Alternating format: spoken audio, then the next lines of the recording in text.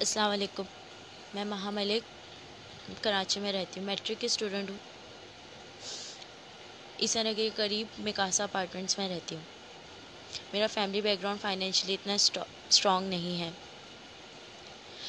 میری موم اکثر اس وجہ سے پریشان رہتی ہیں اور 2 سال سے ہمیں اس اپارٹمنٹ میں اتنا زیادہ تنگ کیا جا رہا ہے کہ ہمارا رہنا بہت مشکل ہو گیا ہے. یہاں کے کافی سارے پٹھان ہمیں دھمکاتے ہیں اور دھمکی دیتے ہیں آتے جاتے. جب میری بہن کوچنگ جاتی ہے، میری کچھ فرینڈز بھی ہوتی ہیں، انہیں بھی اور مجھے بھی دھمکی دی جاتی ہے کہ ہم سے دوستی کر لو، ہم سے بات کرو، ہماری بات مان لو. اگر تم نے ہماری بات نہیں مانی تو ہم یا تو تمہیں قتل کر دیں گے یا تو تمہیں کڈنیپ کر دیں گے. میری ماما اکثر ہمارے گھر کی پرسنل ایشوز کی وجہ سے بہت پریشان رہتی ہیں. اب وہ اس وجہ سے بھی بہت زیادہ پریشان ہو گئی ہیں. ظاہر سی بات ہے، جس کے گھر میں 2 بیٹیاں ہوں وہ ماں ہمیشہ پریشانی ہوتی ہے. میرے فادر مینٹلی طور پہ تھوڑے سے ڈسٹریبل ہیں بیکاز ان کا ایک ایکسیڈنٹ ہوا تھا جس کی وجہ سے اب وہ نارمل نہیں رہے. میری نانو ہیں صرف گھر میں جو سپورٹ کر رہی ہیں ہمیں. میں اکثر جاب وغیرہ کی بھی تلاش میں رہتی ہوں.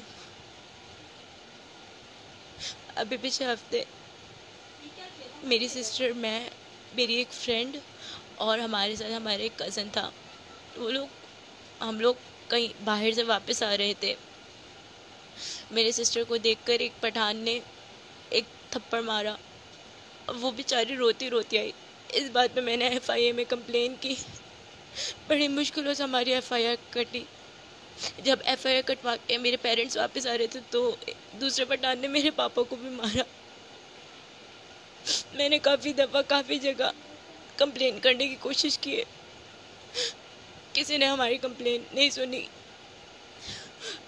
پولیس والے بھی ان کے ساتھ ملے ہوئے ہیں. میں نے خودکشی کرنے کی بھی کوشش کی ہے. میں نے زہر پی لیا تھا.